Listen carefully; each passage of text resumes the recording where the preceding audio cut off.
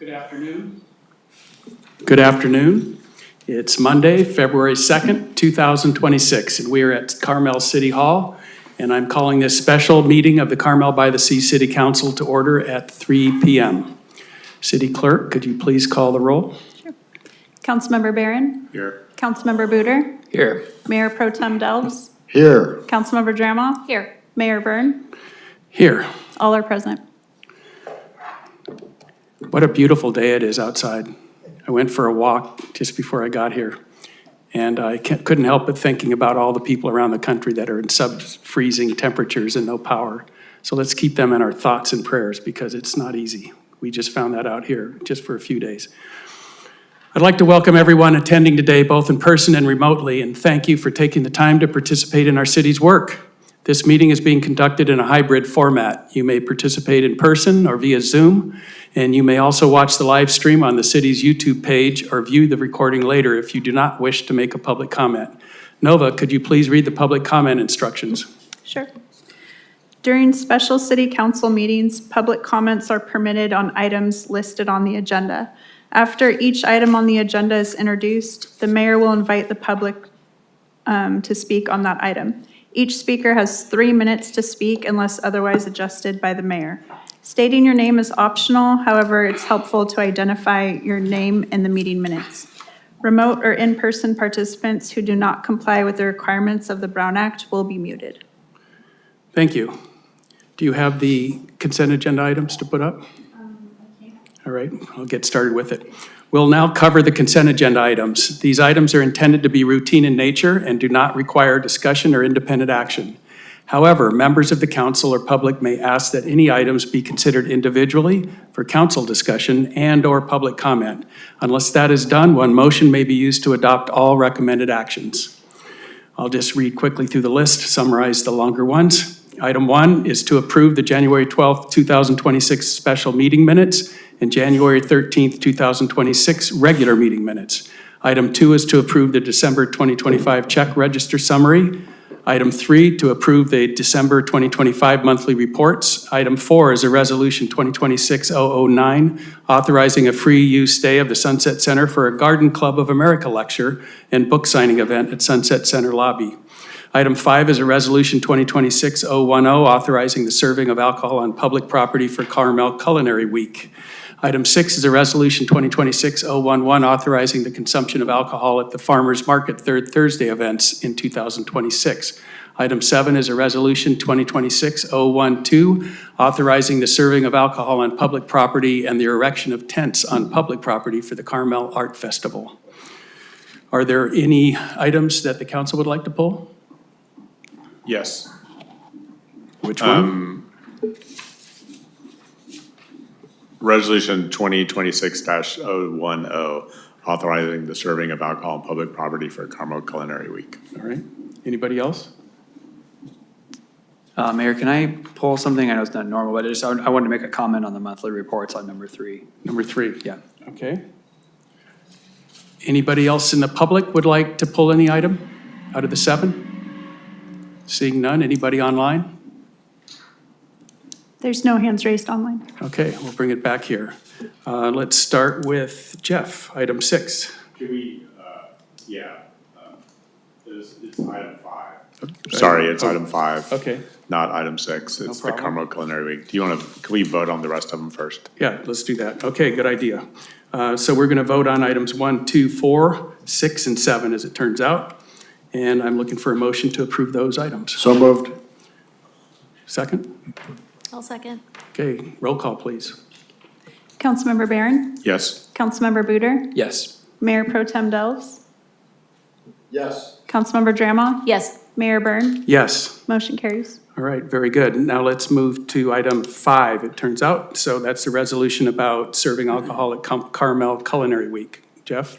Yeah, so I've been, we haven't really had this discussion, you know, we've had discussions about the consumption of alcohol on public property in the city. And while I'm willing to, fine letting this one go, you know, I'm wondering where the limit is. You know, this is 2 items in the course of a week, 2 uses of city property for the serving of alcohol, closing the streets. And it's for me, this is at my sort of tolerance for Carmel Culinary Week. So I don't know what would happen next year if they came back and they wanted to have 3 events or 4 events or whatever. But 2 is pretty much at my limit for how much alcohol I think we should be allowed to serve on the streets here. So I wanted to pull it and make that comment in case anybody else thought the same or people don't think the same or whatever. Are you just, you're giving us a heads up that in the future you would like to have a more detailed discussion on that as opposed to right now? I think things like this are always better. It's always better to have discussions about things like this before the situation comes up. And maybe I'm just one of 5, and if that's the way it is, then that's completely okay. But if I'm not one of 5, then it would be better that we have this discussion now, but before, at some point either now or in the near future before it comes up next year at this time. So you're suggesting maybe for a future agenda item, we agendize that subject? Well, I think we could have the discussion right now. Okay. You know, at least we would know if everybody's okay. Admittedly, there hasn't really been any warning since that's not allowed. All right. Can I just, are you saying that there's too many events? Because there's 3 items here, and then each of those has 2 events, so it's too much happening that we're doing alcohol on public streets? Well, or- one of the things is my big, one of the events is the Carmel Art Association. You know, there are 3 things on this agenda that have to do with alcohol. One of them is the Carmel Art Association event. One of them is the Third Thursdays, which we've had conversations about in the past, and I'm kind of okay with the way that that's set up.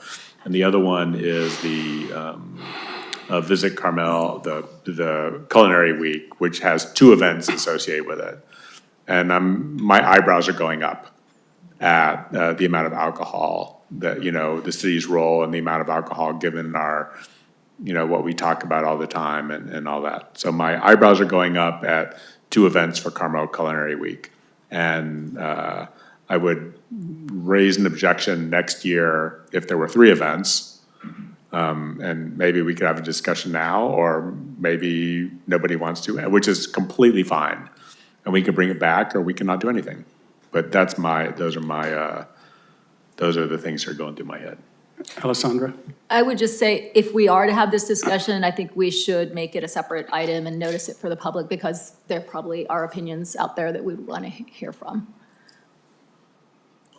Anybody else have an opinion? No, I think it's a worthy discussion. I mean, these are the kind of, it's the incrementalism that, you look up one day and you're like, whoa, we've got a whole new thing going on here. So I think it's a worthy thing to raise. I have some questions about, just for my own edification, about how much money we get, like when we close down an entire street, and just curious about what some of the other vendors who maybe aren't involved in the event think about closing down the street. So I have some questions as well. Maybe add that to the subject. Yeah. Bob? I have nothing to add. I'm fine with where we are, and I haven't really had time to think about Okay. the rest of it, so. All right. Public comment on that item? Anyone? Amy? You're good. Okay, let's bring it back. Was this I number 6? I sense that we probably have votes to pass this at this point. Yeah, as I say, I'll definitely vote to pass this. Like, Okay. 'cause my issue is not with, necessarily with this one item, but we have gone from one event, I think last year it was only one. We've gone from 1 Culinary Week event to 2 Culinary Week events. And, that's sort of my line is somewhere near there. So I would suggest that anybody that has an interest in this, maybe forward your notes to Brandon, and we'll bring it up at the future agenda setting meeting and come up with some kind of a concept that might work. Does that sound good? Sounds good, thank you. All right, so let's, I'll make a motion to Okay. approve that item. thank you, Jeff. Second? Roll call, please. Councilmember Barron? Yes. Councilmember Buder? Yes. Mayor Pro Tem Bells? Yes. Councilmember Dramoff? Yes. Mayor Byrne? Yes, Motion carries. all right. we're going to move on to orders of business. Oh, you had another one. That's right. Number 3. you. Skip right by it. Let's go back Thank to you. item number 3. I'll I be think very you brief. had a comment mostly. I'll be very brief, just a comment. I just wanted to highlight, we've been working, Marissa and I, with our team, have been working to get that AMR contract in place where every time our ambulance rolls out of the city gets a $2,000 fee for that. That contract was slated to be in place February 1st. We were just speaking with the fire department today. We're remaining on top of that. There's some last minute language, nothing substantive, it doesn't sound like, between the county and AMR being worked out, but we've been told that that contract will be retro to February 1st. It's important to point out because if you look at the report, the reason I pulled the report is because there's 56 runs of our ambulance outside of the city, $2,000 a run, you can do the math, it's $112,000 in revenue. Even if we're offset, because if AMR has to come into our city, of course, we're gonna pay for that service as well. But even if you offset, say there's a dozen, you're still looking at $88,000 in revenue. So I just wanted to remind the council that we're working on that, and it's an important initiative that we've been tracking, and I think we'll see a benefit from in the future. Yeah, I might add to that, even with those 56 out of the area, we still hit our 91%, almost 95% effective rate, which is our goal. So good job for that this month. All right, so I guess we need to vote on that one as well. Do you have a motion? I move to approve item number 3 on the consent agenda. Second. Roll call. Councilmember Barron? Yes. Councilmember Buder? Yes. Mayor Pro Tem Delves? Yes. Councilmember Dramoff? Yes. Mayor Byrne? Yes. Motion carries.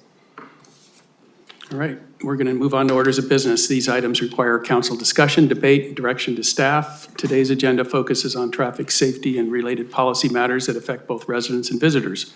I want to thank the city staff and our city clerk for preparing these items for our review tonight. Our first order of business today is item 8, Resolution 2026-2013, adopting a policy on the distribution of tickets and passes. Who's going to take that on? Yeah. Nova. All right, Nova, go.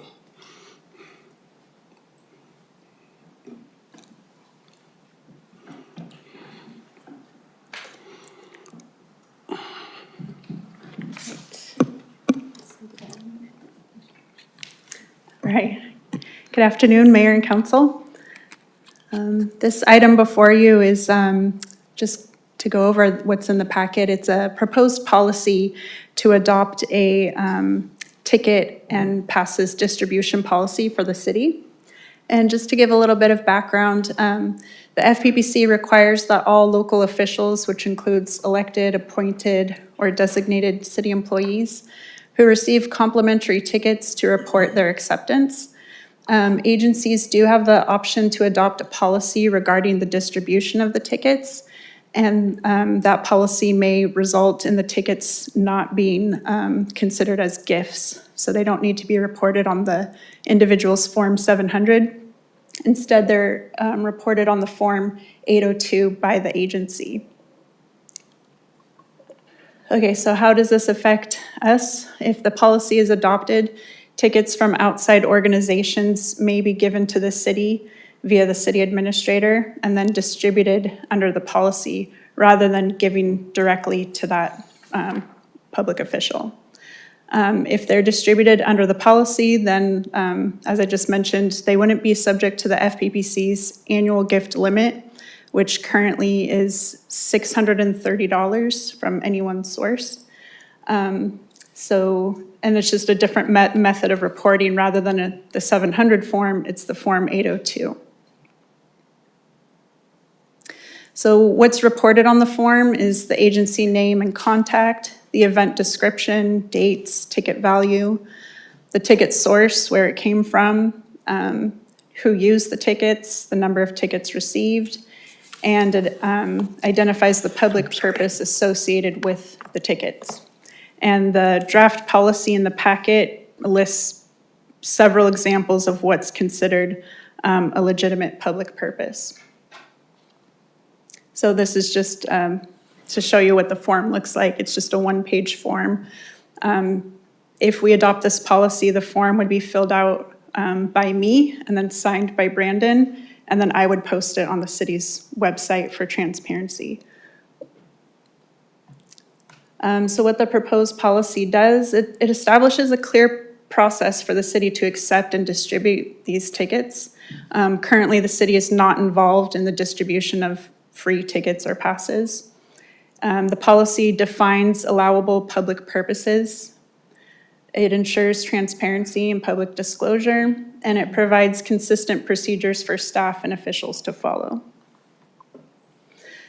So if we were to adopt this policy, an organization that wants to give out free passes, they could contact Brandon and give the passes directly to him, and then he would reach out to the city officials and say, hey, who wants to go to this event at the Sunset Center? We have X amount of free tickets, who's interested in going?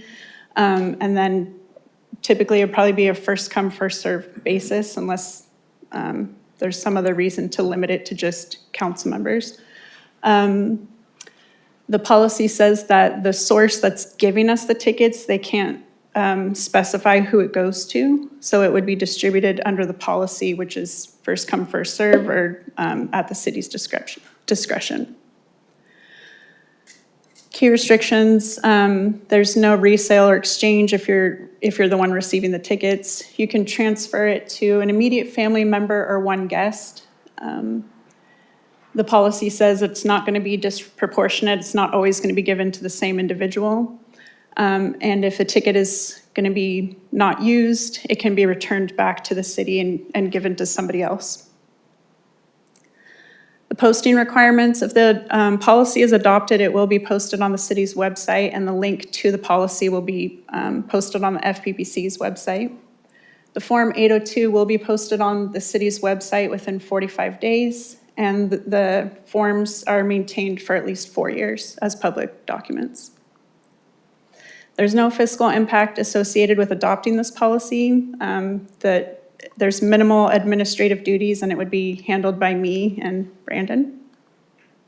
So the recommendation is to adopt Resolution 2026-013, adopting a policy on the distribution of tickets and passes. And if there's any questions, I will answer them. Good job, thank you. Thank you. Anybody have a question? Yes. Go ahead. So let's say, just using a random example, Meals on Wheels, and I'm having an event at La Playa, and I have 5 tickets. What am I allowed to, what is Meals on Wheels allowed to do? So if this policy goes into place, like, what is Meals on Wheels allowed to do? Are they allowed to simply tell the city, like you or Brandon, that I have 5 tickets and you can do what you want? Are they allowed to say, I have 5 tickets for the 5 council members? Are they allowed to say, I have 5 tickets for Brandon and the Director of Public Works, or Brandon and senior staff, or whatever? Or are they simply allowed to say, I have 5 tickets? Like, how much leeway does the organization have? Well, if they have 5 tickets and it's for every council member, I think the city administrator could say, there's enough tickets for all 5 of you to go. If you want to go, let me know. And then if somebody didn't want to go or couldn't go, then he could go down the line and offer it to other city employees. So are they allowed to, are they allowed to say, these tickets are for council members first and then staff second? Are they allowed to say they're not for council members and they're only for staff? Are they allowed to say they're for council members and not for staff? Like, are all of those things acceptable, or? Well, I think if they wanted to say these are only for council and nobody else, then I think that would have to go the traditional route of giving it to that individual, and they would report it on their Form 700.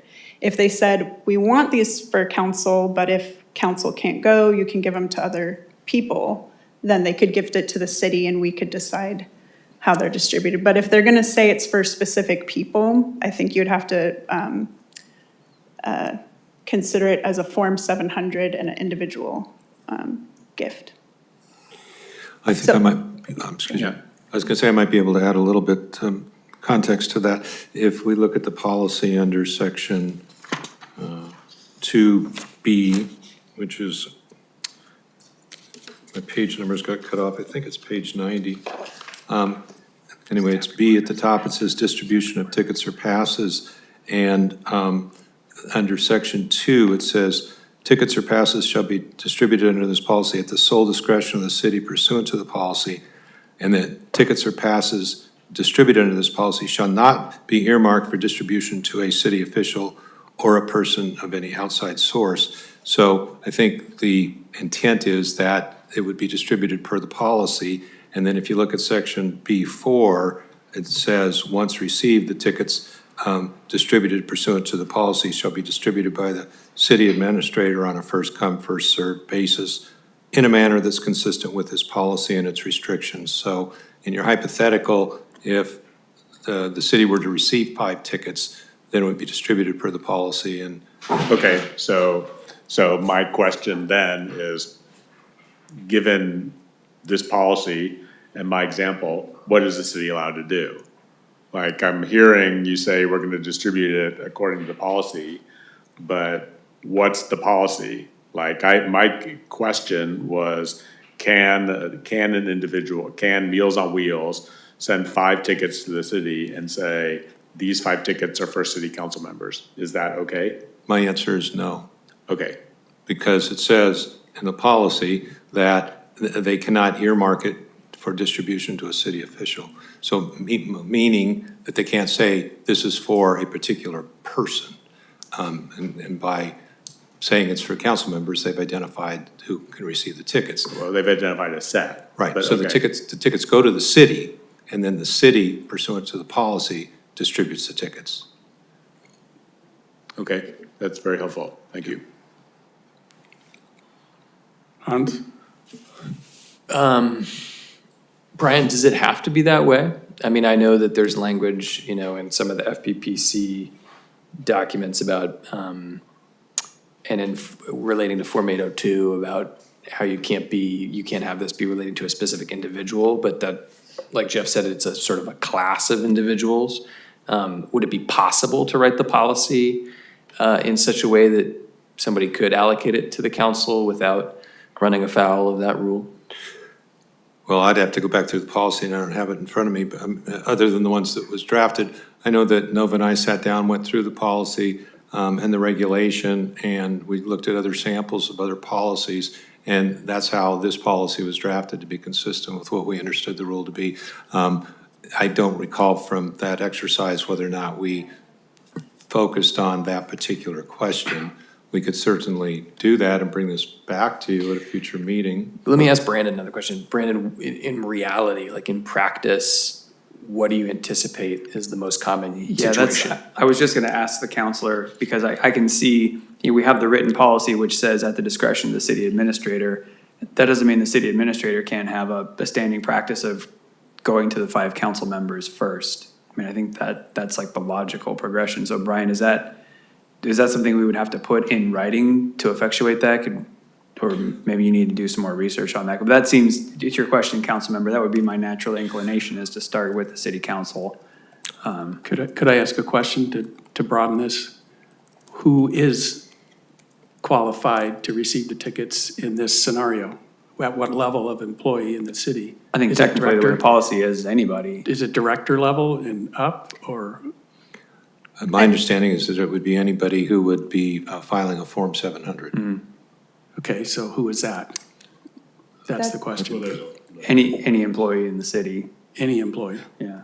So all employees in the city file a 700 if Not all employees, but under that Form 802, you can put a department, you could put like Parks and Recreation Department. And so there is a place where you can put, you don't, if it's members of staff, you don't have to put their name. But if it's a city council member, you have to put their name. But an example that the FPPC gave was Parks and Recs Department received 2 tickets, and then a council member received 2, and then Boy Scouts of America received 10. Those were behested by the city. So that was the example that the FPPC gave on their website. So, I mean, under the policy, you could give it to a number of staff, and this is how it would be reported on this form. But in addition, if the city administrator this isn't really a question. Maybe we should just finish our questions and then have this discussion. I think it's a better way to go. Anybody else have questions? I do. Go ahead. Thanks, Mayor. So my question, Nova, is why did this come up? Like, who brought this up and why is there a need to make this change and make this policy? This is just like a general housekeeping type thing. A lot of cities already have this policy and we don't. And so it was just brought up as maybe something we should have as another way of accepting tickets and reporting them. And it came up in conversations with Nova and myself and Brian. There was some recent actions in the news that we heard about where these jurisdictions didn't have this policy in place to protect the employees and the council members of accepting gifts. And so we thought the three of us thought this would be a good sort of cleanup item, housekeeping item, as Nova put it. But One based more on, question. Do most cities have a policy like this? Looking at the FPPC's website, because they post links to every city, I mean, there's probably at least 100 or more that are posted. I don't know how many cities there are in California, but it seemed like quite a few 400 and already some. have this policy. So a good percentage of cities have it. Yeah. Okay. Any other questions? I would only say that, based on what I've heard from the questions here, that it might be helpful if we went back and got you answers to your questions and bring it back. The way the policy is currently written, to get to the point that I heard earlier about, could a donor specify that the 5 tickets are to go to the council members? I know that from what we read, that the donor could not specify who was to receive them. And I just, like I said, I don't have the policy right in front of me, but that's what I recall reading. And that's why the policy is written the way it is, to say that they can't be earmarked. So we thought that issue had already been addressed in the policy. And then to go to Brandon's point about whether or not he can distribute to give priority to the council, what the policy reads is that the city administrator would distribute them on a first-come, first-served basis. So I interpret those words to mean that if Brandon were to announce that he has 5 tickets to a particular event, it's the first 5 people that say they want to go. To me, that's first-come, first-served. Okay, any questions from the public? Anybody online?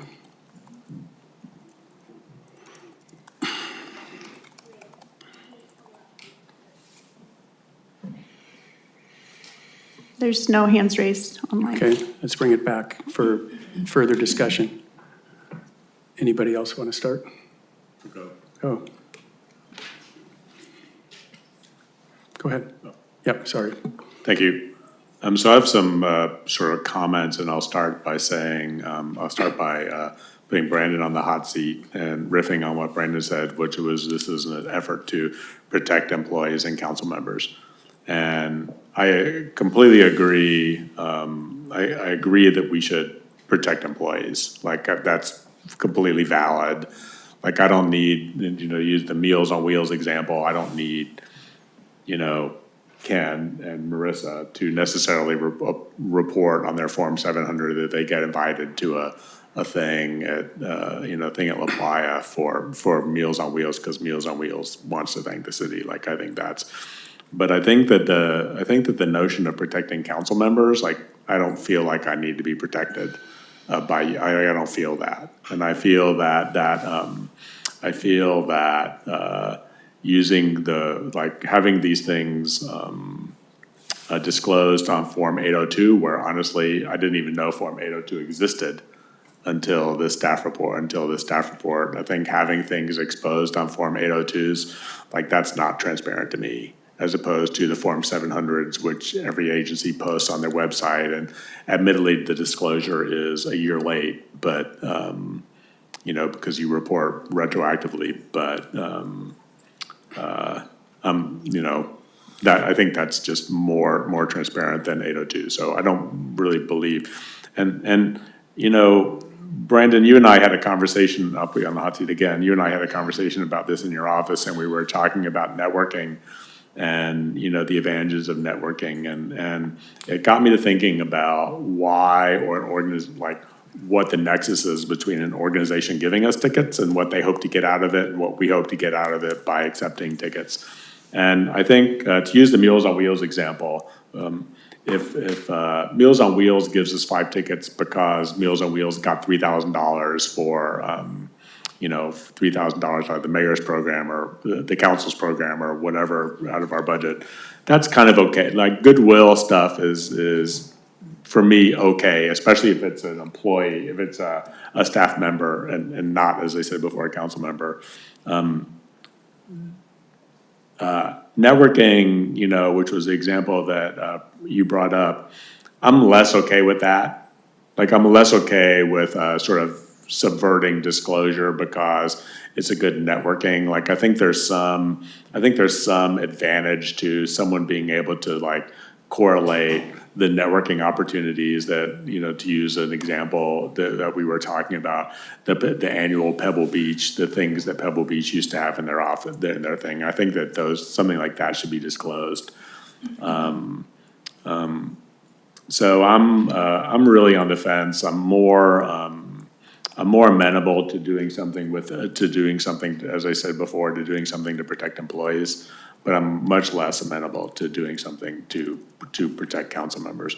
And what I would ask is that if we, my other questions, like notwithstanding, which I think are still valid questions if we do decide to proceed further, I do think, the city has a lot of mailing lists, and I think in the interest of transparency, part of this policy would be that the city would have a mailing list of people that would receive copies of all of the 802s that are filed by the city sort of automatically. Like, I don't know if we do that with 460s and 470s, whether there's a way to sign up with NetFile or whoever to sort of automatically get copies of that. And maybe I should ask Mary at the Pinecone whether there's a way to do that. But getting copies of all of the 802s as they're sort of filed, I think that would be a worthwhile goal to sort of restoring the transparency that might be sort of missing if we go down this route. Thank you.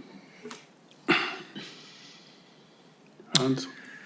I'll take maybe a slightly different tack. I actually really appreciate the three of you being proactive. I think this is exactly the kind of thing when we think about, the team being proactive. This is the kind of housekeeping stuff that I think it's great.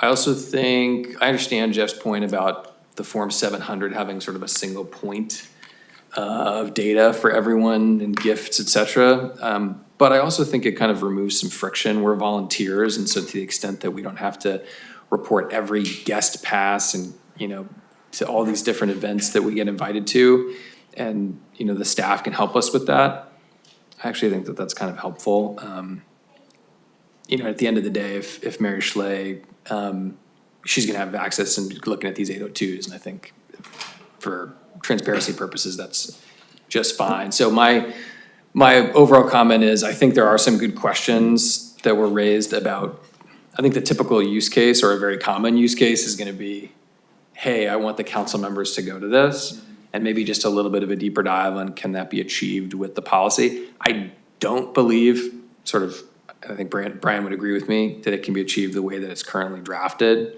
So, maybe just one more look at that and bring it back.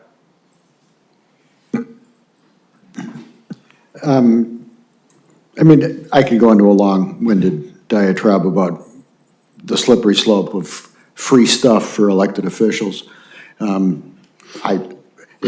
If you had come before me and said we want a policy where none of us take anything free, I would make the motion to support it, because I think that's where we should be. And that's certainly where I am. But I don't really need to launch that. Well, I just did. Come back. So I would just say, Brian, I think the fine tuning I would look for would be, can, in Jeff's case, Meals on Wheels, can the submitter of the free stuff state a preference? It's not an absolute, it's a preference, so that helps inform Brandon when he's making a decision. My other concern is now and I don't have this fair with Brandon, but, you know, now you've just sort of given power to the city administrator to give out free stuff. And I don't love that either. Thank you. Thanks, Mayor. I fall on the side of what Jeff was saying. It just feels like it's a workaround to not have to do the Form 700 to report gifts, and I feel that we should leave things alone with that. And I do agree with what Bob just said, is that it could potentially open up ethical issues or favoritism in a future administration, you know, if staff is, you know, favoring certain people and giving these tickets out. And it really, you know, the only events where it would be over the amount for a Form 700 would be something like the Pebble Beach Concours. And then the question is there a legitimate government purpose for any of us to really be there? Or is it just hobnobbing and socializing? And I think it's more of the hobnobbing and socializing. And, you know, Brandon and I had some of this discussion, you know, this morning during our weekly meetings, and he said it's the importance of the networking, but maybe it's more important for staff to be doing the networking rather than us as council, because I still see it as more of a social thing. So I'm not really in favor of this policy. I mean, if we can gear it towards other staff members getting the tickets, I'm more okay with that. But I think as far as council, we should stick to the Form 700. Yeah, well, the way I see this is it actually enables, because we're already filling out the 700 forms, so we're already doing that, but staff clearly isn't like waking up in the morning and getting a net file report that says your report is due because you got a ticket from Meals on Wheels. So if they have to do that same reporting, this eliminates them to do that, and it actually enables them to go to these things. Because otherwise, they end up on the front page of the Pine Cone for not filing their report properly on time. So I actually see this as a way to, whether it's reward, enable, empower other city employees to go besides us, because we're gonna get offered those and we just fill out our form. As long as it's below $630 a year, it's okay. And that is visible, but I heard Nova say that this is very visible. You're actually gonna post it, right? You don't post my Form 700s. Yeah, the Form 700 Oh, it's posted online, but it's not. It is posted online, but it's on the FPBC's website. Because they took over the reporting for elected officials. The Form 802 would be on the city's website. Yeah. So it would be probably easier to find. I think an easy way of even making it more visible is every city council packet has the PRA log. I could always just add the 802 forms filed that month to that. But like you said, this is packet. almost more visible than our forms, because you have to go on the FPPC site and look it up, and it's not that easy. You Yeah. can't find it clearly. But I just see this as, otherwise, it's just more difficult for employees to go, or they don't report it, and they're subject to some problem later on, and that could happen. So that's, I don't see any risk in it, because if you're a council person that believes that you shouldn't use it, you don't have to use it. You just, let's just say for a concourse, if they say, we're gonna give Brandon 5 tickets and he gets to pick, he gets to pick. Who's, I don't know how he picked, but that's the rules. It's sort of a law, and that's just how it works. That policy is sort of standardized, I think. But if I wanna go, I ask for the ticket, they give me the ticket, I report it or pay the difference between what the ticket is and what the limit is. That's just how it works. So I just see this as a good thing for the employees of the city and the directors and so on to be able to participate. But if the other people don't think so, I'm okay with that too. Well, I think there's a position in the middle where maybe perhaps we could write a policy that was just for the employees and not for the council members.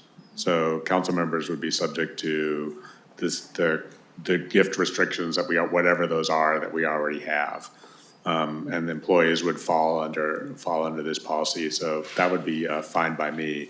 And Brian, if I'm not mistaken, my conversation with Brandon this afternoon about this was that there's sort of 2 limits, right? There's a $100 whatever, there's a low limit below which nothing is reportable, and then there's a tier in the middle that is legal but reportable, And then there's a tier above that, which I think is what the mayor was talking about, that's just illegal, correct? So there's, I don't remember what the numbers are, it doesn't come up with me. Yeah, I have to But- look, I always look them up when I need to. The last time I don't care what the numbers are, just, Okay. yeah. But But you're is that right. right? You're right, there is a tier. If the gift is below a certain dollar amount, then it's not reportable. If it's above that dollar amount, it is reportable on your Form 700. And then there's a maximum from any one source. And I think, Nova, you said that was 630. That's my recollection as well. So you could not receive more than 630 a year from one source, even if you did report it. It's a hard cap. So using my example, if you were to come back with a policy just for staff, the $630 limit sort of goes away. Like, I can't imagine why staff would be invited to it, but maybe there's $1,000 plate dinner that someone would invite staff to. But both of those limits sort of go away and things are just reported on the Form 802. That's right. Okay, anybody else have a discussion item on this? I think we've gone around now. So, at this Well, point- it's a little muddied at the moment, so I'm trying to figure out if we can give it some structure. You made a pretty good point about empowering the city administrator with this power of doling out tickets. I'm less concerned about that vis-a-vis staff, because he's their boss, but we're supposed to be his boss. So, you know, you made some compelling arguments about the Form 700, so maybe that bifurcated structure where you just have these organizations send the tickets straight to a council member, and then you can put it on your Form 700, and then have the staff, you know, do the 802. Maybe that's a better approach. I agree. Yeah, I think let's just focus on staff and let council do their own thing. Okay, sounds like we need to change the policy. We will come back with a policy as you directed. Thank you. Okay, good discussion. Thank you, everybody. That's the way it's supposed to work. All right. Next order of business is 9, AB 413, daylighting and downtown speed limits. Chief? Good afternoon, Mayor, Council. Today I'm going to talk to you about an update on AB 413, the impacts of the daylighting law since it was implemented really in 2025, and talk about the downtown speed limits and some options for you to consider related to a traffic engineer study. All right. Historically, in October of '24, a staff report was presented by the prior chief, Tomasi, which really began the implementation of AB 413 in our town. The existing parking map is pretty similar to what it is now. There has been a few changes. In November of '24, the AB 413 was produced for city council and voted in, 24-002. And then in December, the ordinance was adopted on your second reading. Daylighting, for anyone who isn't part of that discussion, is that a person shall not stop, park, or leave standing any vehicle, whether attended or unattended, except when necessary to avoid conflict with other traffic or in compliance with the directions of a peace officer or official traffic control device in any of the following places. And it talks about 20 feet from an approach of any marked or unmarked crosswalk, or within 15 feet of any crosswalk where curb extension is present. The exceptions are the local authority can establish a different distance if both the following requirements are met. A local authority can do that by ordinance if there's an established traffic safety standard, or a local authority has marked the different distance at the intersection using paint or a sign. Loading zones, the yellow zones that are in our town, allow for commercial vehicles to park within 20 feet of vehicle approaching, of the vehicle approach side of a crosswalk, marked or unmarked, which are listed. And then I wanted to just highlight the red zone, which is 20 feet of a vehicle approaching, again, any marked or unmarked crosswalk within 15 feet of a crosswalk. Here's what the data shows. I pulled 2024 traffic collisions in our town in 2025. The most for both years are on Ocean. There's an increase in 2025 on Mission, especially like Mission and 6th, Mission and 7th, that area, which is both sides of Mission at Ocean. And then San Carlos is pretty steady with both years. And then Junipero, I put a star next to it because it was down. And I can't 100% tell you why the traffic collisions are down on Junipero, but it is significantly lower in 2025. There were the same amount of collisions in 24 and 25, 64 each year. The stop sign improvements were put in October, and I added that just so I could report back to you a little bit about what I'm seeing. In October, compared to the year before, there were six collisions in 24 at those areas where the stop signs did not exist. And right when they were installed, it went down in October to 2. So there was a significant drop in October. There's also been a significant increase in traffic enforcement around our stop signs downtown. And the numbers for January look a lot lower than last January, 2025, in collisions. So my findings on AB 413 is that it is helping. I think it's too early with the time and data point that I would need to tell you it's 100% working, but I do see a difference in the type of collisions. 2025 had more speed-related collisions, and a lot of those were starting to show up on Mission, which could be a change in traffic patterns. Just people are choosing to drive differently. Sometimes they're guided differently with different GPS mapping programs. The crashes continue to be concentrated on those 4 corridors I told you about, those 4 main streets. The number 1 cause of collisions is still unsafe turns, which is usually people pulling out from a parking slot or pulling into a parking spot, speeding, and then other right-of-way violations. The community input, the traffic enforcement form that the community has been able to do in the last year and tell me where they want more enforcement aligns perfectly with the data where people are complaining about. It aligns perfectly with both years of data, really. And when it comes to speeds, we can change speeds. AB 43 describes how you can change speeds in our town. I'm going to jump into that. In order to change speeds in our town, which I've been asked to consider 15 miles an hour, which means all of us consider 15 miles an hour in the core downtown area between 8th and 5th and Junipero and Monte Verde. In order to do that, there has to be a professional engineering and traffic study done for our town. You can change it to the speeds that are appropriate. Every once in a while, the speeds go up. They recommend higher speeds than what you think, and that's happened before, I think, on Junipero, but we didn't change our speeds to a faster speed.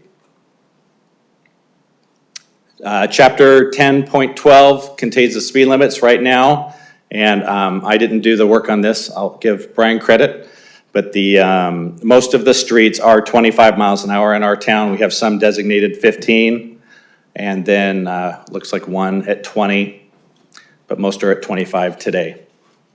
And my opinion of that is that 25 is too fast on our downtown streets with all the pedestrian traffic we have.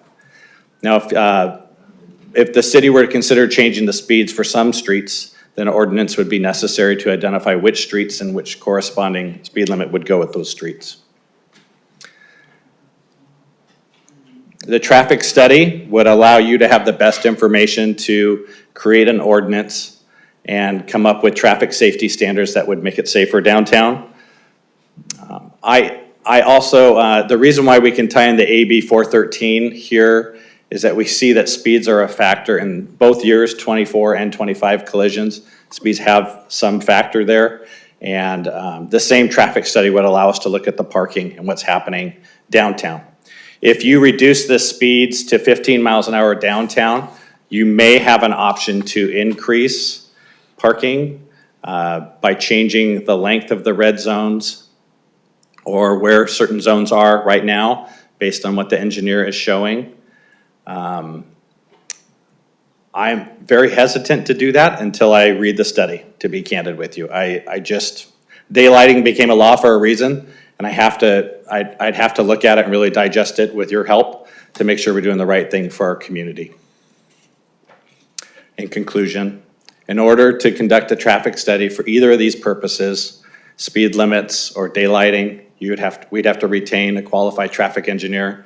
If the traffic study is prepared, you would need to review the traffic study to determine what options would be best along with me, and then see what's more appropriate for our community.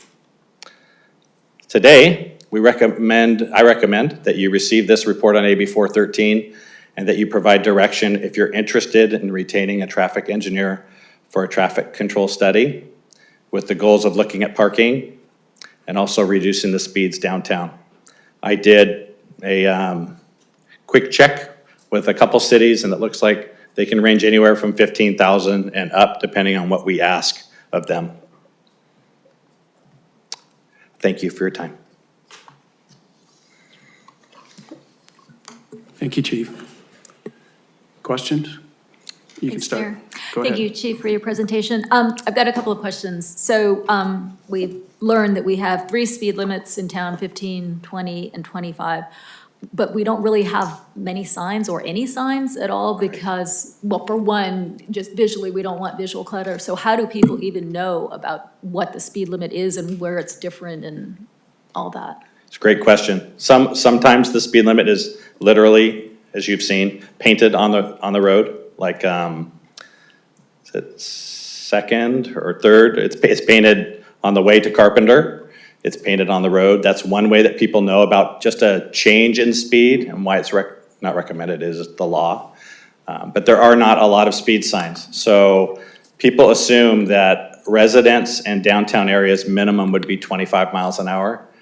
The only way to let the community know is to post signs explaining that the speed limits downtown are, let's say we choose 15 miles an hour. It would have to be some new way to notify, of course, a whole campaign to notify the community and the visitors that come to town. Maybe when they come into town, depending on what you agree is the right way to notify them. Okay, a couple more questions. And then how would you, as police officers, enforce this lower limit? Like, what would you need to do? It's just like the limits are now. Like if there's someone driving 30 miles an hour down Ocean and they cause a collision, and the officers are able to prove that, sometimes through technical ways they can prove that, or through, if they see it, which is not very often that we actually get to see them, they can cite for the speed violation. But what worries me is, let's say we do lower the speed limit downtown, most people would probably get away with driving a faster limit, because there's a limit to how many officers we have and how much you would be focusing on making sure that they follow the lower speed limit. Correct. It's not perfect, but I do think when people visit, if they know the speed limit is 15, maybe I'm just a total optimist, but I do think a lot of people that come here are great, and I do think it would at least have them think about the speed limit being different than maybe what they're used to in other towns, being 25. It would slow them down. I don't think, we've done a couple independent studies, and it seems like people drive around 13 to 15 miles an hour down Ocean, even on the side streets. They aren't jamming down usually a lot faster than that, but to make it codified, to make it memorialized in law and notify people could slow down the speeds and reduce a lot of those speed-related collisions. Okay, and then my last item, I thought it was very important that you said during the report that it was helpful but too early and more time and data is needed. In our staff report, I just wanted to read this quote and just ask you if you still stand behind this. You wrote, at a high level, AB 413 appears to be helping with safety downtown as records show traffic incidents are less concentrated in primarily high-risk areas. And that's sort of your summary that you stand by with Yes. the results so far. And how much time would you want to be able, before, like, let's say before we go to a traffic engineer, like, could we do another 6 months or 9 months or even another year with everything in place? Because there's a bit of an apples to oranges Yes. since we added new stop signs in certain streets. So like to give you the time so you can get that data, like, could we do this another year and then talk about doing a traffic engineer? Thank you. Yeah, I think it wouldn't hurt to have more data, like in January of next year, then I can look at all of 26's year. Right. To see what the impact of the street signs would be. But you live here, so if you think and feel that 15 miles an hour is safer, you guys hit the nail on the head with Monte Verde and the stop signs for sure. I trust you, and I just am kind of looking for your direction on if you want to go that direction now. We could start the traffic engineering study now. Oh, thank you. Bob? Yeah, just one question was, when we implemented the law, we took away the green spaces, but then replaced them with red and yellow, and there's still some greens out there. Can you explain, well, three of us weren't here when all that took place. Can you explain to me as best you can the rationale of, it's more like when was a yellow allowed, when was a green retained, and when did you decide it needed to be a red? And then what kind of behaviors are you seeing with all of the above? You know, Sure. Yeah.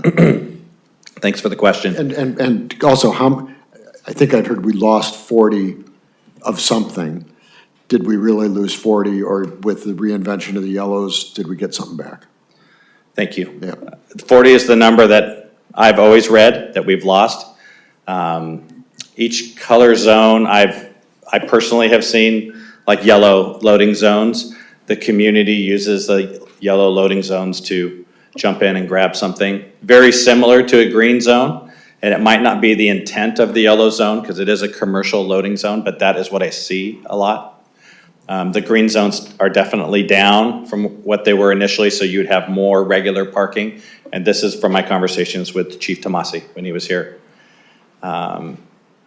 So you might, I think you're hitting the nail on the head, like on the yellow zones, they're used for other reasons by locals. But the green zones have decreased, and that is one of the two biggest complaints I get from the community is that there aren't enough green zones for businesses. And secondly, that folks are parking in the yellow zone for an hour or longer. And let me add just a little bit Yeah. to that, because I think I was here when this was going on. So you're correct in that 40 is the net loss. So a lot of the greens got turned to yellows. And I don't remember the exact metrics, but what the former Chief Tomasi did, the state law gave guidance as to which intersections could turn into a yellow loading zone and what were the qualifications where it had to be pure red. And so he went through the downtown with those qualifications, which again, I don't remember what they are, so forgive me. But that's why we ended up with the mix of yellow and reds that we did. So just what I think I heard you say was, basically what dictated that is what has to be red is red. And if it's not red, It's yellow. it's like a 1950s, sorry. Joe McCarthy. If it didn't have to be red, you made it yellow. That's correct, sir. Yeah. Yep. Hans?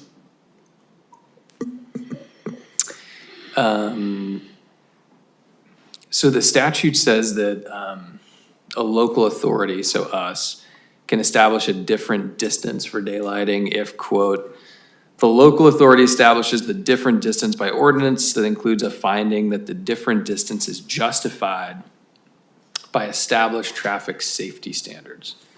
So I understand, like, we can go out and do a whole study about traffic and everything, but that seems like a pretty basic question. Like, at 15 miles an hour, what do established traffic safety standards say about the appropriate daylighting distance?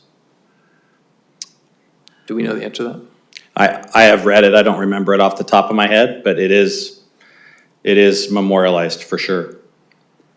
So I think the way I read that, what I would take from that is, so in order to deviate you have to prove to the state, because it's state law, that you have these standards. I think we would use, if the council went that way, we would use a speed reduction study, and then we would couple that with just traffic flow data, accident reports and all that, to make a comprehensive report put together by that traffic engineer to say, here's the new set of standards, and one of the things that changed that standard is the deviation, the lowering of the speed limit.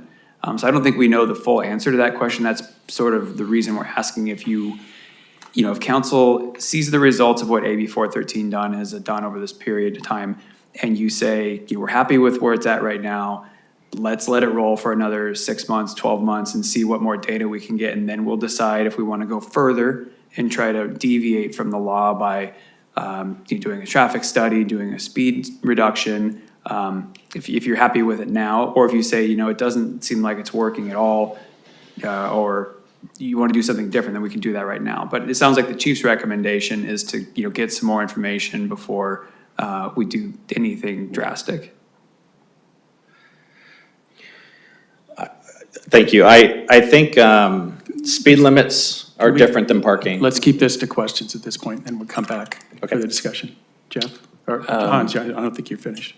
Yeah, no, my other question was, do you have examples of other cities in California that have gone below 20 feet? 20 miles an hour? No, I do not. 20 feet, chief. I think the council member was asking any cities that have gone and changed that 20-foot stopping distance. Yeah, no, I did check with just people I know that run different cities, and they haven't ever deferred from the state law. Thanks. Jeff? Go ahead. So I'm looking at 10.12.010 miscellaneous streets, and it says the prima facie speed limit for these streets, and it lists a whole bunch of streets we'll talk about in a minute, shall be as follows when signs are erected giving notice. And so to Alessandra's point, and maybe a different point as well, what's the legally enforceable speed limit downtown? Like, what's the limit on, for a street that's not mentioned in this lengthy list of streets that previous council members have decided they like? So for example, it says the speed limit on San Carlos between 8th and Camino del Monte is 25.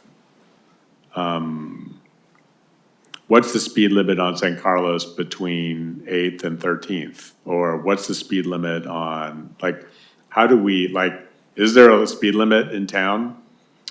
Well, there's two speed limits. There's the posted speed limit, if it's posted, and the second is the basic speed law, sir. So you can, the speed limit could be 25 miles an hour, but if it's not safe for conditions to drive 25 miles an hour, then you're violating the basic speed law, which is 22,349 of the vehicle code. So there's two speed limits. Most people, if it's not posted, are gonna assume the default speed limit in town is 25 miles an hour. And so are these speed limits, so there's a whole list in this ordinance of speed limits that are 25 miles an hour. There are 10 of them. 10 speeds are listed in addition to the weird things that are 15 and 20. Are these all enforceable? Is something enforceable because it's in an ordinance? Given the state law that requires traffic engineers, are these speed limits grandfathered in because they're older than the state law that require traffic engineers? Or how does that sort of all work? Do we know? Yeah, I can guess, but I think out of fairness to you, I believe there has to be posted speed limits for it to be enforceable outside of a 25 mile an hour residential zone. So if it's not posted, it's assumed it's 25.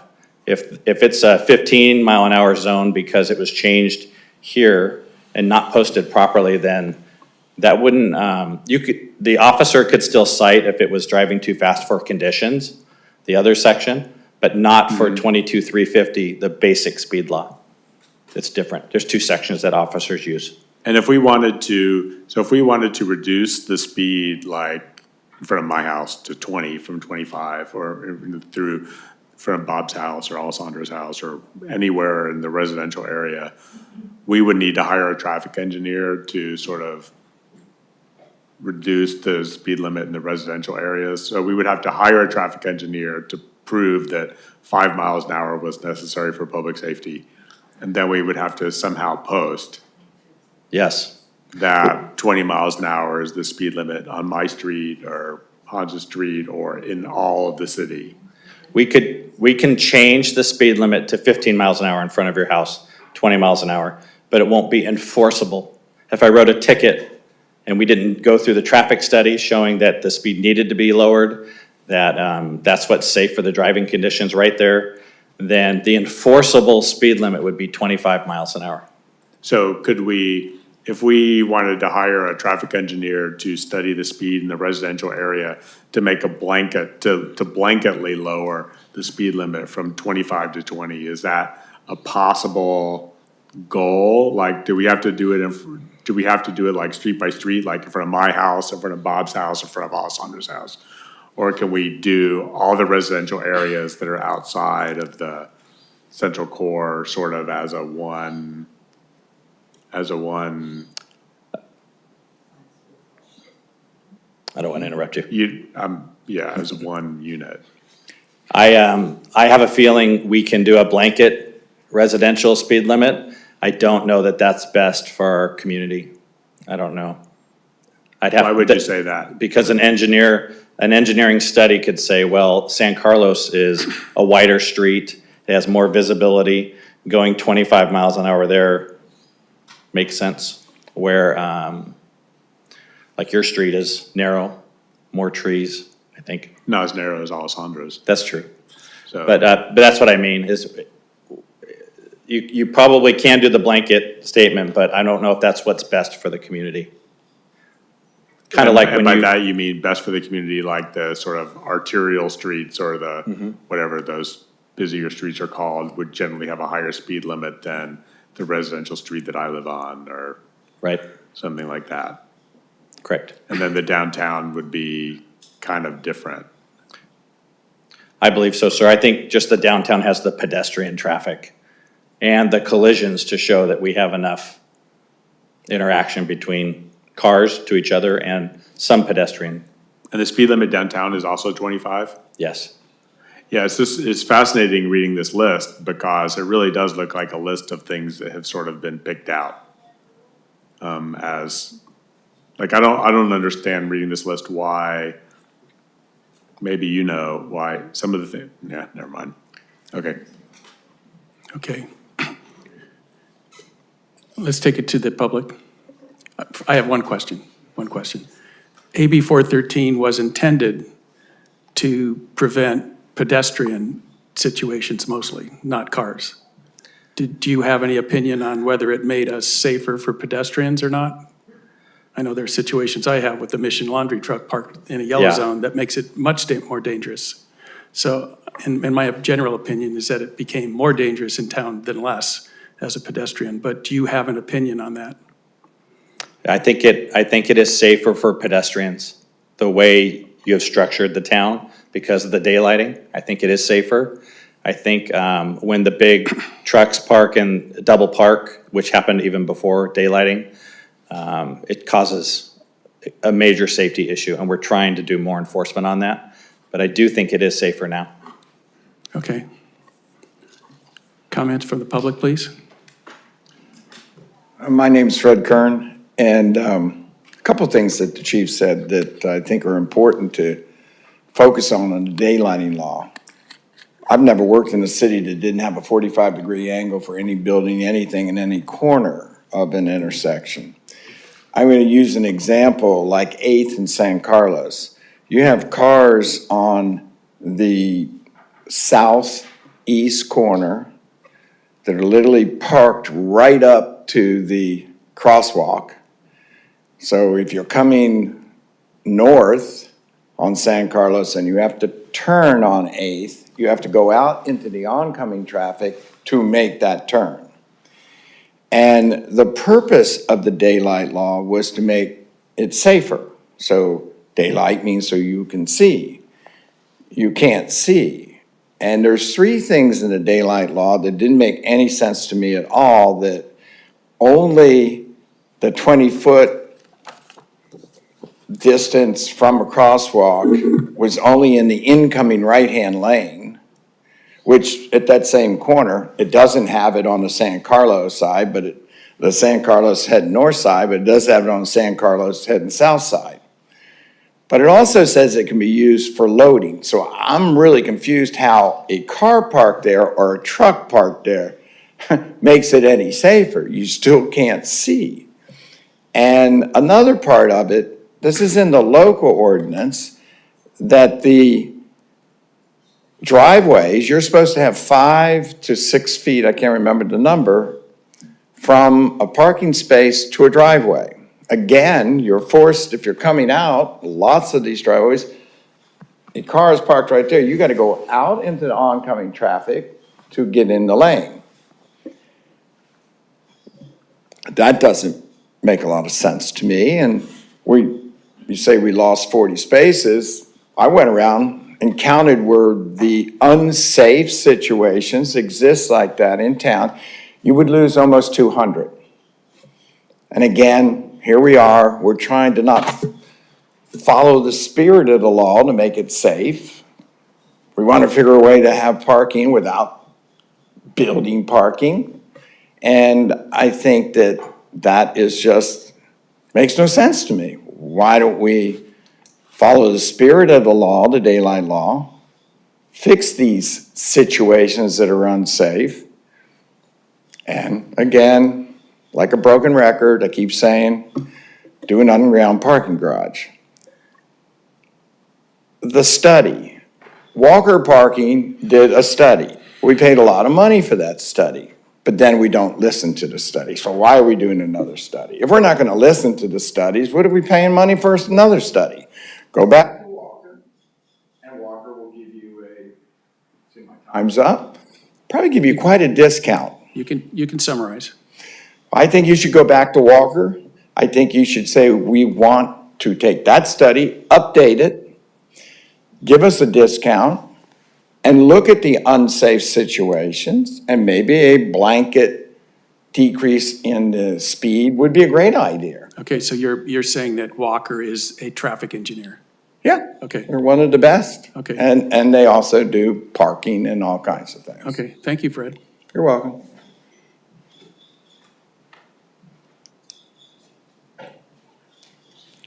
Good afternoon.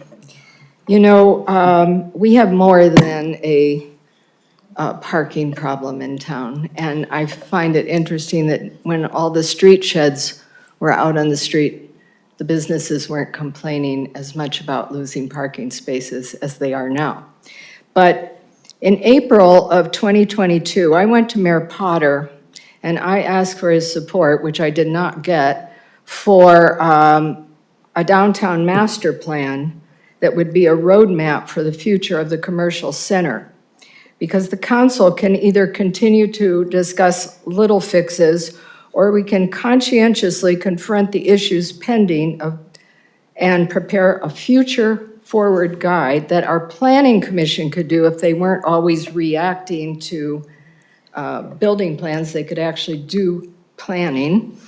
And the city council could start to plan for the next 30 years, 3 decades ahead. We have parking, visitor management, outdoor dining venues possibly in the future, public spaces, the accommodation of bicycles, enhanced pedestrianism, affordable housing, and impacts from climate change, yet comprehensive planning is actually minimal in this town. A thoughtful downtown master plan process could be inclusive of residents and business owners and provide an opportunity to develop a shared vision for the future, looking to the past and reimagining the village. What works in our village, what doesn't work, what we can do about it, how we can do about it. If we move ahead on just a singular issue, and I am a proponent of AB 413 because we have a pedestrian town and we need to keep it safe. We've been lucky so far. But to focus on just one component would be to the detriment of many things that affect how our downtown is used and if it's enjoyable or not. The downtown master plan effort I proposed would be linked to a study of traffic patterns and so on, but it would also look at some of our future needs. We are going to have to build more affordable housing downtown eventually. We do need underground parking, and we need the opportunity to use the parking lots in the future for that, for parking. And I think to be prepared, we need to go ahead now and look at the community, the downtown in particular, as a whole, and not separate out what we think is a culprit, AB 14, and blame that for what's going on. There are far more things to look at downtown. Thank you. Thank you, Karen. Anybody else? Shirley. Hi, Shirley Moon. First of all, I want to thank Bob and Jeff for leaning forward and speaking into your microphones. It's very nice. I'm very confused about this 413 because I did a little research before I came here because I wasn't sure I understood it at all. And what I understand now is that it is specifically to protect pedestrians. So to quote, car crashes between two cars doesn't seem to make any sense to me. I would be more interested in knowing how many pedestrians have been hit in the past or had an intimate encounter with a car. My understanding was that we have like a 40-year history of pedestrian safety. And so it's confusing to me why we're talking about this. The other thing is, I was researching whether lowering the speed limit impacts our requirements, and it does not. We have to do this no matter what the speed limit is in town. But it does leave the city open to customizing the distance that we set back from the intersection. It can be based on the radius of a curb. It can be another safety feature. It would be to consider the bump outs on some of our streets. And so they're looking at the safety standards. And because our community is so pedestrian controlled, it seems like we have this perfect setup that we could argue that we already have, things in place that create this safety. I think if you look at Bill Bates' cartoon with the skeleton hand hanging out of the window, it pretty much summarizes how we go through our village. It is all dictated by the pedestrians. So I'm thinking it would be a good idea to consider customizing our implementation of this. It's quite a serious impact to take away that many green spaces because they were also used by the handicapped people. And I'm confused about the yellow. If it's commercial loading, why are we allowing people to park in it at all? That's what the green space was for. So I am confused. Thank you. Thanks, Shirley. Anybody else in here? Nobody's online with their hand up? No. All right, we'll come back for discussion. Chief, maybe you want to come up so we can have a back and forth. You want to start on the right or the left? You can go, yeah, go ahead and start. Thank you, Mayor. Scoot over a bit here. So I was part of the previous council when we adopted this. Jeff and I were the two remaining members here. And I remember specifically requesting that Chief Tomasi come back to us after a certain time period, like at least a year or so, to see how the program was going and if we needed to make any adjustments. But my understanding is those would be minor adjustments. Like, he never discussed traffic engineer. This was, I don't remember it at all being brought up into the discussion. And I clearly agree with you that we do need more time to see how this is working. And I would certainly support giving another year and then getting that data and then coming back to the council. Just a couple items I want to bring up. So the breakdown of the parking spaces altogether in town, we have 810 spaces.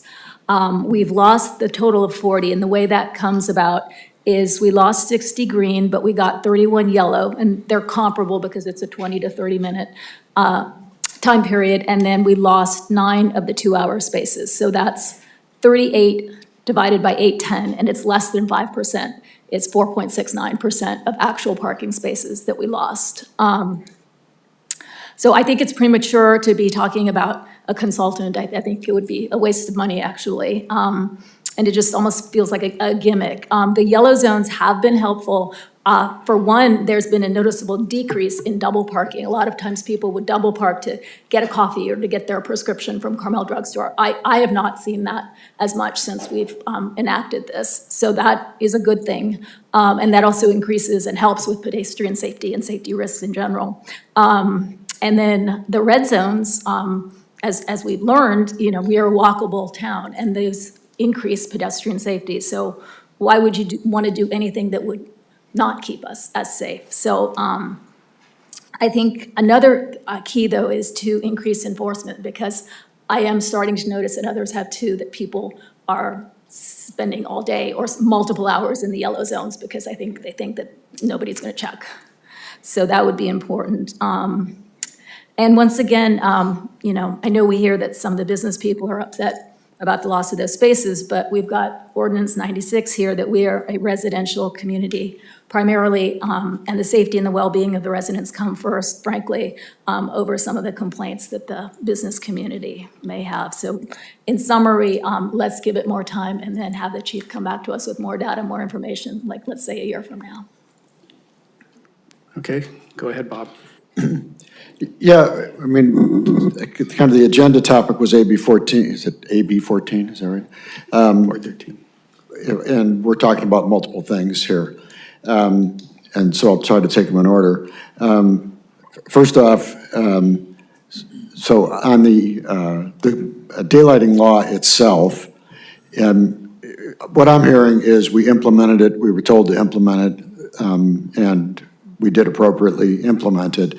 Although, Chief, I would ask you to take a look, because I assume it's meant to be citywide and apply to all crosswalks, marked. Was it marked or unmarked? But I'll start with marked. Yeah. And this is just a pitch for Ocean, the intersections of Ocean and Casanova, Camino Real, and Carmelo. Those are all marked intersections running on the east-west part of it. And on any busy day, we will often have cars, they're almost parked in the crosswalk.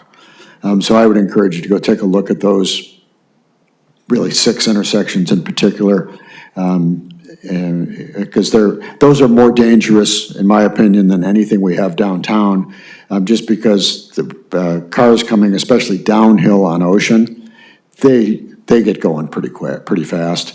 And if they decide to make especially a right turn, going north on one of those streets, I've seen it more than 2 or 3 times where there's kids in there and there's cars, and it's just pretty nasty. So not looking to lose more parking spaces, but those aren't good ones. On speed limits, I did, actually, Alessandra, you and I were talking about this just yesterday, so when I just did start paying attention, we do have more signage than I thought. If you come in on Rio, there's a 25-mile-an-hour one, a sign and painted, I think, at the city limit. Same as if you come off of Rio and turn on to Junipero, there's a sign there. Same if you come through the gauntlet there and turn right on San Carlos, there's a sign there. Coming in from the Carmel gate, that is 15 in that stretch there after the gate, and that's on the pavement. I don't remember if it's a sign. It would seem to make sense that whatever we decide on our speed limit, that it should be posted, at least on the entrances to town. I've seen many towns most towns do that. And I mean, I'm not a huge signage proponent. Other people are. I just think the more signs you have, the more they get ignored. But nonetheless, I think people should know what the speed limit is. Most of our cars that are less than 10 years old, they tell you what the speed limit is.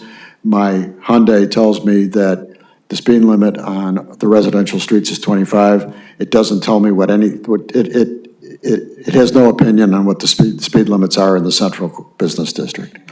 I have an opinion that our speed limits are too high, that I think we should be at 15 in the central business district. I think somebody said it, I think you did, Chief, that it's hard to go more than 15 miles an hour when you're only going a block at a time. And I lived in a town where they took it from 20 to 15, and then they actually took it to 14, because it gets people's attention. And they enforced it, and it wasn't just enforcement from the sheriff, or the marshal, it was enforcement, the blinking light enforcement, the reminding, because you get it that low, it does get people's attention. And it would seem to me that 20 is adequate for the residential neighborhoods, even on, like, San Antonio, and maybe especially on San Antonio, because people just use that as a freeway, cutting across town, and we don't have sidewalks. We're out there walking. But all that said, if there's an appetite for lower speed limits, what I heard you say in your exchange with Jeff was we could just decide that.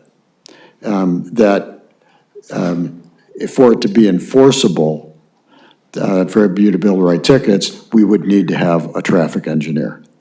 And as much as I would like to say we should just change them, I'm also deferring to your recommendation that don't change them without studying it, because they may give you I'm concerned they will give us a very different answer, but they'll give us an answer that's based on 10 other cities that have nothing to do with ours, and they start using averages, and when I think we're a fairly unique situation. So all that said, I don't see any need to have a traffic engineer to come and study to the daylighting law right now, because I think you need more data, and I don't think you're going to learn much, even with more data, that would lead us to getting a lot of parking spaces back. But I think another year of data would make sense there, and I leave it to my colleagues on if there's any more appetite, any additional appetite for lowering speed limits. I would be okay with that. Hans? Well, I think like Bob said, this is one of those topics where it starts to just bring up other topics, and these speed limit discussion is, I think, an example of that. Like, that's not really what we're here to talk about per se, but because it came up, I agree with Bob wholeheartedly. If it was just up to me, I would go to 15 miles an hour downtown, and I would go from 25 to 20 in the residential areas, because people do really fly on a lot of those residential streets, especially if they have one of those where it's missing a stop sign and you can go 2 or 3 blocks and just kind of keep trucking.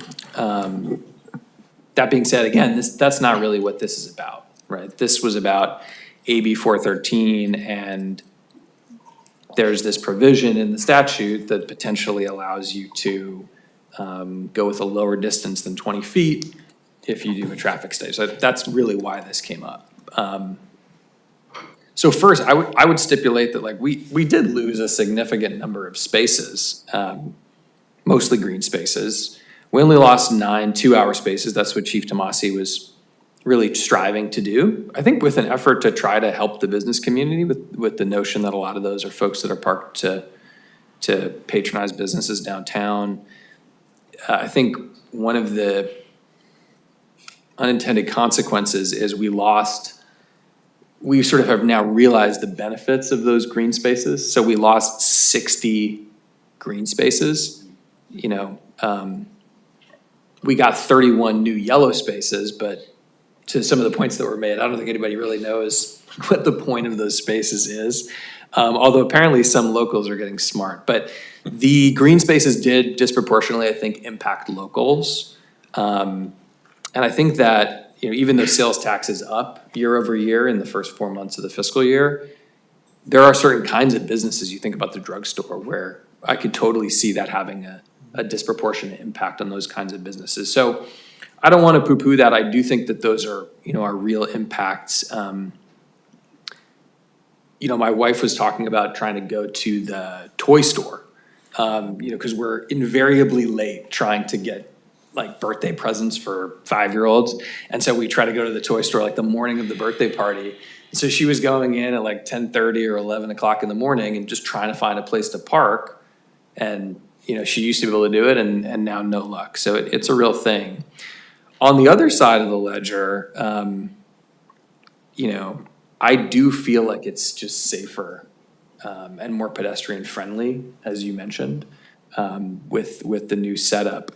I actually completely agree with Fred Kern. I don't understand what the drafters of this law were going for when they added the yellow spaces as an option, because a car is a car, whether it's a car in a 2-hour spot or a car in a yellow spot, you still have a car on the corner.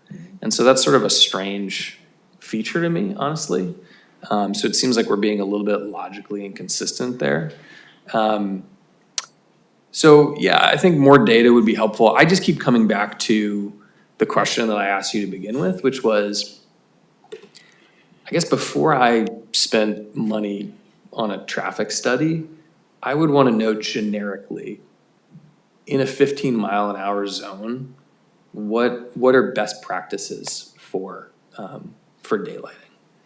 And, you know, some of the research that I found online was like, you know, 15, 20 feet, right? So I guess I'm just questioning sort of like what the end game here is. And I think this was an annual check-in. Sounds like Alessandra had asked for this a year ago, but I know, Dale, you had also looked into this at one point. So I guess I'm just curious, like, is the goal, what is the end game for folks that are interested in it? Is it to reduce the amount of space on the corners and then somehow cannibalize space from the rest of the spaces to maybe like get a space back on a block? Is that kind of is that the goal? Maybe. You asking me? Yeah, I'm just curious. Well, that would be nice. But losing 40 spaces, whatever spaces they were, made things worse. There's no doubt, if you know businesses and you go downtown and you spend a lot of time, it got worse. People making illegal U-turns in the middle of blocks all the time. They're frenzied trying to find a parking space. And some of that just is our town, but it got worse. If you don't think it got worse, you aren't going downtown and you aren't talking to businesses. You're out there, you talk to them. There are businesses that are going to go out of business because they lost their green spaces. I mean, there's somebody that calls me every week and he's frantic at this point because we took 3 green spaces in front of his optical store and people just call him and say, I can't find a parking space, I'm going to the mall. See you later. And we were talking about somebody that was going to spend $1,000 on some eyeglasses of which we were going to get our sales tax. You know, we proved that we lost $1 million in sales tax because of parking problems. And I agree with Fred, like there's other parts of this law that we just didn't follow. And there are driveways where it's right up to the driveway. That's not safe. So if we actually followed the law to the letter, we would probably lose, how many, 200 spots? 200. Okay, so I personally believe we made the city less safe because of those Mission landscaping trucks and other things. Margaret and I tried to cross on 8th, the very intersection Fred was talking about. And you are halfway across the intersection before anybody even knows you're there. Those trucks are huge and they're parking there. And we did not hire a traffic engineer and we did what we did. Chief Tomasi did the best he could and I think he did a pretty good job giving all the constraints. But I think when you're starting to change things like this, you should have a professional looking at it and telling you the best thing to do. It's complicated by taking all those green spaces away. We ruined a lot of things for, even handicapped people don't have places to park. I think the question I have is just, like, so for me, I'm not particularly interested in going back to a world where we have cars parked right on the corner. So like, if somebody could demonstrate to me that there's, like, it is an established best practice or safety standard that you could have, like, maybe it's 15 feet or something, like, maybe okay, but, you know, I'm not interested in going to 0 or 5. And so then the question becomes, like, to what end? So I guess you're sort of, at that point, you're trying to, you know, free up space throughout the whole block. So, I mean, it was interesting. One of the things, at first I was like, well, okay, fine. Maybe you can get a space on the corner and a space on the other corner of the same block. And then, I think Fred mentioned this, you know, I started to realize, oh, it's only one corner on a block, right? Like, it's not when you're entering the block, it's only when you're exiting the block. So you're only getting one space. So say you took it from 20 feet to 15 feet. You got five extra feet. You know, for a parking space, you need 18 to 20 feet. So now you need another 13 to 15 feet somewhere else on the block. And then you realize another thing, which is a lot of these blocks are not uninterrupted curb, like there's often curb cuts, or there's a bump out, or there's a mini park. There's a tree. And so the challenge is, you know, I just don't know. There are certainly places where you could probably, you know, restripe and get a space back. I don't love that idea, just because I see a lot of people really struggling to parallel park, you know, just as it is. And cars keep getting bigger. My understanding, I can't verify this, but my understanding is some of these spaces were spaced so that people aren't opening their door into street trees. I don't know the truth about that, but anyway, I wonder if it's sort of like a little bit oversold, you know, this solution. I just wonder sort of how many spaces we would get back. Obviously, any spaces that we would get back would be helpful. And like I said, it is, you know, it is a challenge. It is a real problem. People do miss those spaces, but I think it's a little bit more complicated than we think. And I guess before spending the money on it, I would really want to understand what are the best practices generically. Obviously, you can look at any given intersection and look at the precise geometry, but a lot of these are very simple 4-corner intersections. And with a 15-mile-an-hour speed limit, like, what would somebody tell us is an established traffic safety standard at 15 miles an hour for daylighting there? So, Sounds like you'd like to have more data before you make a decision. I think I'd like to have more data. Yeah, and I'm specifically interested in that point because we could save ourselves some money if somebody told us, hey, it's actually X, and we look around town and find that that's not really going to help us very much. So. Okay. Jeff? Thank you. I'll start by saying I agree with Alessandra's comments about pedestrian safety downtown. And also, I agree with, I believe it was Alessandra that made the comment about the enforcement of 20 minutes in the yellow spaces. And if, you know, Dale's comment that Mission landscaping trucks are parking in the yellow spaces. It's Laundry hard. trucks. What? Laundries. Mission laundry trucks are parking They're in just the yellow one. spaces. Like, I don't know if they're there for 20 minutes or 2 hours, but stuff like that really, you know, they're loading zones and we should be policing that probably more than we're policing parking tickets, would be my view. And if I'm not mistaken, to the mayor's comment, people with handicap placards are allowed to park in the yellow and the red spaces, isn't that correct? We had this discussion. Do you remember this? Nobody can park. Not red, yellow spaces, unlimited. So those spaces are still available for people with handicap placards.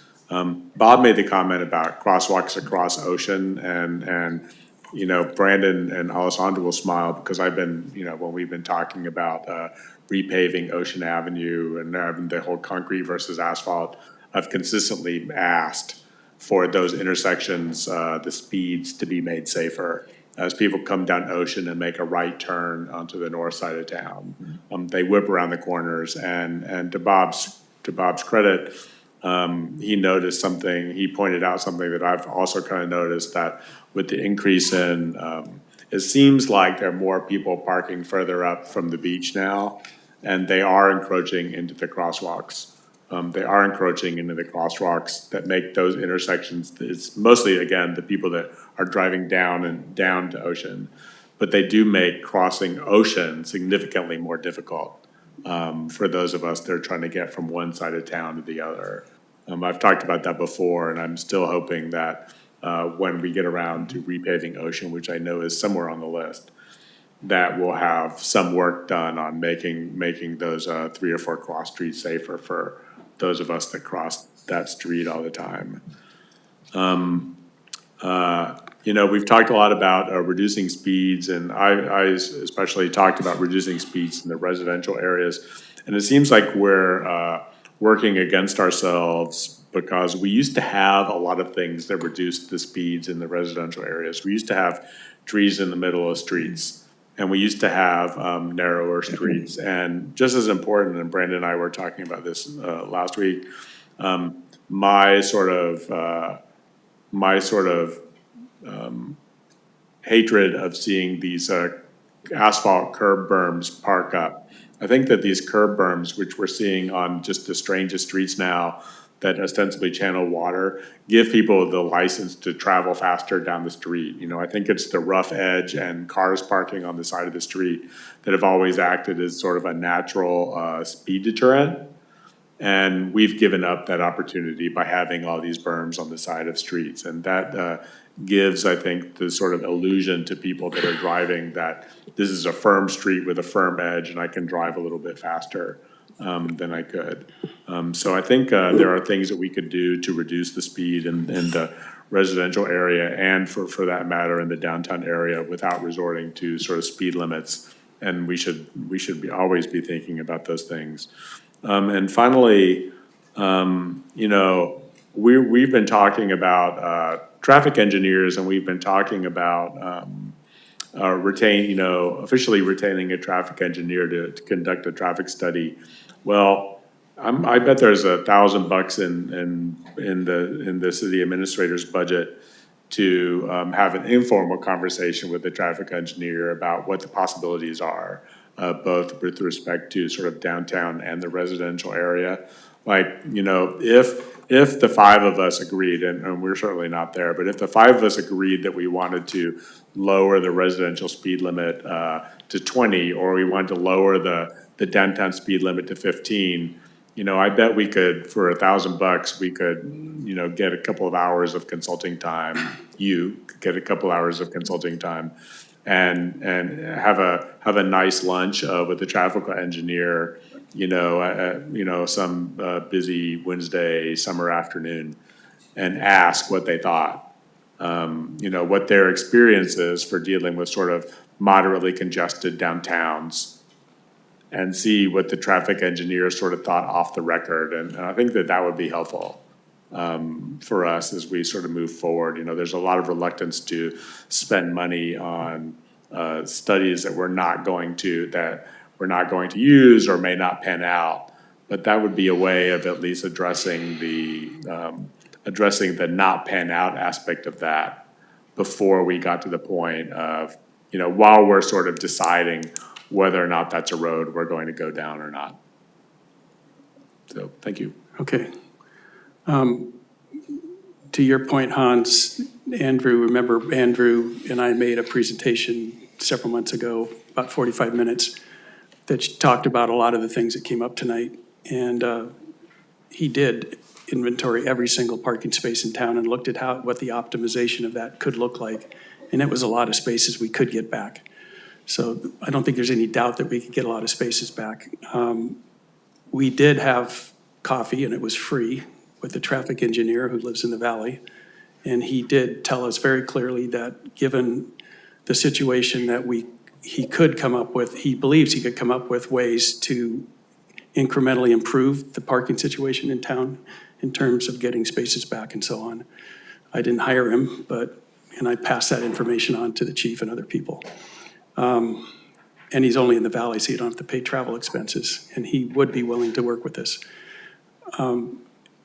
It doesn't sound like there's an appetite to hire anybody, so I'm not gonna try to talk you into it tonight. I'm very disappointed that no business people showed up.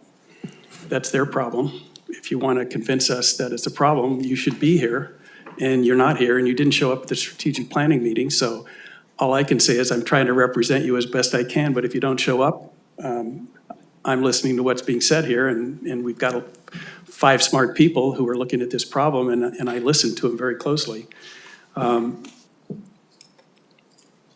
the other hand, I think I'd like to understand from city administrator what we can do to try to make some even minor adjustments to some of the green spaces, because Chief, you're getting calls with the same people that I am, and you're going to talk to them, and you see the pain that this is causing. And to do nothing, I don't think is a good example of trying to at least assist our businesses in having successful businesses so they don't go out of business because there'll be empty storefronts. So what do we need to do to empower the chief or Rob Culver or Ken to take a look at some of those situations that might be easy to adjust, putting a green space here or there to stop that pain? I mean, because it sounds like, it doesn't sound like there's an appetite to hire a traffic engineer. So we can keep coming back with more data at a future time maybe to look at that. I don't think it's a bad idea to have somebody come in here and take a look at what's going on in our town and tell us professionally what we might be able to do, but at least have a relationship. Walker did some great studies, 2 of them. They were great. And yet in 20 years, a long time, we haven't updated those. It's always good to update, but what do we need to do to get a few green spots back, if nothing else? I'm going to say the word enforcement. I think enforcement is key. And we are on a path to increase enforcement. That's going to make a 20-minute zone a 20-minute zone, with exception to those with Okay, the but on disabled placard. Lincoln in front of Optique America, which is one of the few situations I'm talking about. Right.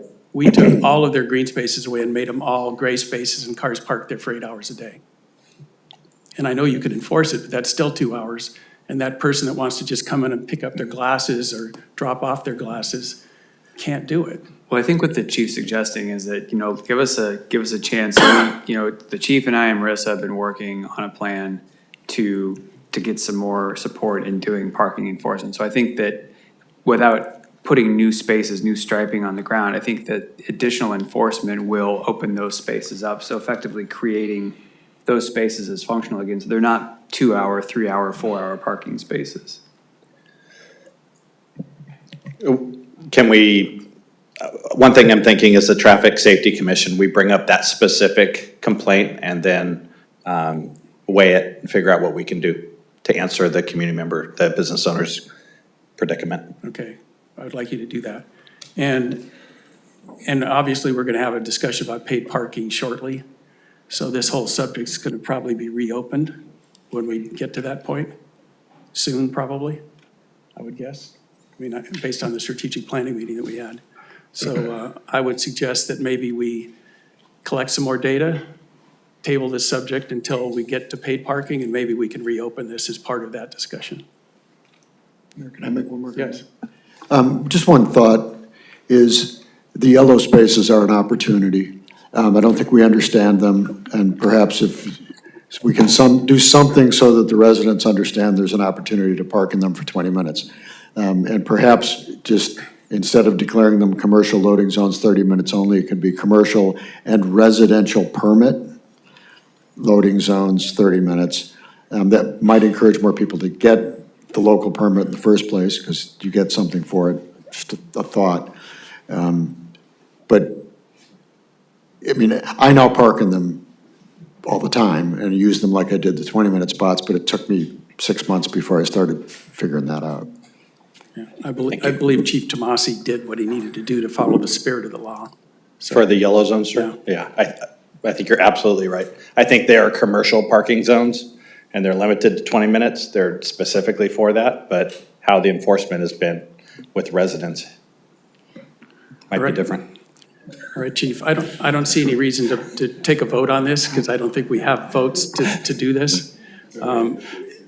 Do you need any more feedback from us before we end this? No, thank you. I think I have everything. Okay, did you find it productive? Okay, thank you. All right, thanks, I'll close that off. Do we need to do anything on that? City Attorney? Are we done with that? No, you had your discussion, and if you've got no direction, then I think you're done. Okay, all right. Thank you, everyone who participated today, both in person and remotely, for your continued engagement in our city governance, and I hope to see you and a lot more people tomorrow night at 4:30 for our regular meeting. We're adjourned.